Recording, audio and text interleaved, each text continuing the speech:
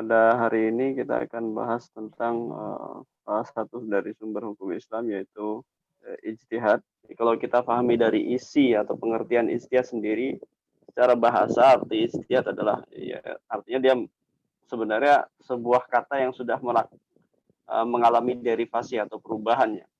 Karena masdarnya atau kata baku awalnya adalah jahada.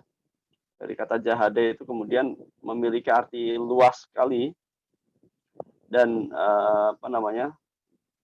derivasi menjadi ijtihad itu sendiri memiliki makna yang bisa kita artikan dalam bahasa Indonesia, mengerahkan segala kemampuan untuk mengerjakan sesuatu yang sulit karena perlu bukan jahat dalam arti jahat ya, perlu jahdun atau perlu juhdun. Karena juhdun itu sesuatu yang dilakukan dengan sungguh-sungguh, tidak bisa sesuatu yang dilakukan dengan biasa-biasa saja. Oleh karena itu derivasi dari kata jahada, yujahidu menjadi ijtihad. Nah, kalau dalam bahasa Arab, kalau kita ketemukan ada kata tak di situ, ijtihad atau istinbat atau istimal, ini berarti menuntut sesuatu. Artinya adalah dia meminta sesuatu atau menuntut sesuatu.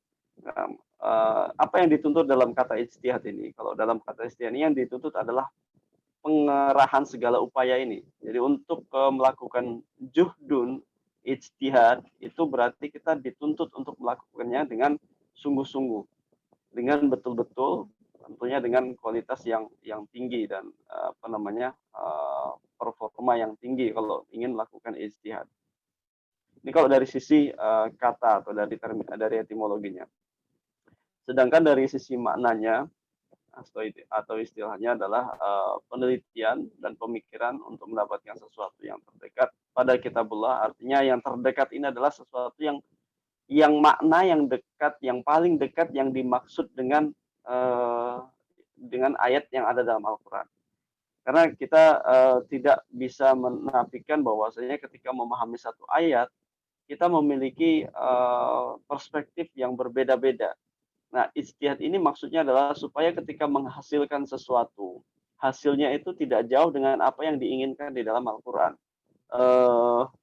Ini memang kita untuk melakukan ini perdebatannya sebenarnya sangat panjang untuk kita bahas ijtihad ini. Karena kalau tentunya jangan sampai kemudian dan ini sebagian menganggap bahwasanya ketika seseorang melakukan ijtihad itu adalah menghasilkan sesuatu yang beda dengan apa yang diinginkan oleh Al-Quran.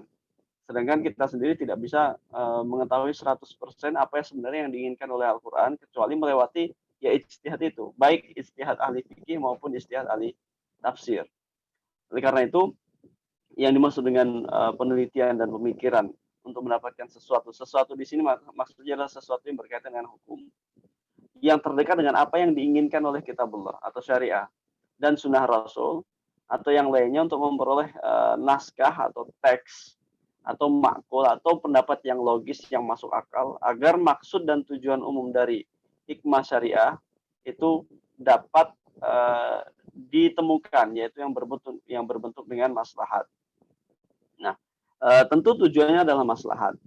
Tetapi suatu ijtihad yang menemukan maslahat tetapi kemudian berlawanan dengan teks yang ada di dalam Al-Quran maupun Sunnah, tentu maslahat tersebut menjadi maslahat yang tidak diberlakukan atau tidak dapat diberlakukan. Ya misalnya kita menemukan maslahat secara ekonomis, tetapi dalam pelaksanaannya bertentangan dengan konsep-konsep riba misalnya. Maka itu tidak dapat dilaksanakan karena maslahat yang didapat bertentangan dengan teks yang sudah termaktub jelas di dalam Al-Quran maupun Sunnah. Ini pengertian ijtihad. Jadi ijtihad itu adalah sesuatu upaya yang menuntut melakukan dengan sungguh-sungguh sehingga menemukan maksud yang terdekat dengan apa yang diinginkan oleh Al-Quran ataupun yang dijelaskan di dalam Sunnah Nabi. Jadi ijtihad sebagai sebuah bagian daripada salah satu sumber hukum Islam bukan menjadi sumber itu sendiri, tetapi sebenarnya menjadi metode untuk menemukan sumber hukum Islam melalui pemahaman terhadap sumber hukum Islam yang sebenarnya yaitu Al-Quran maupun hadis.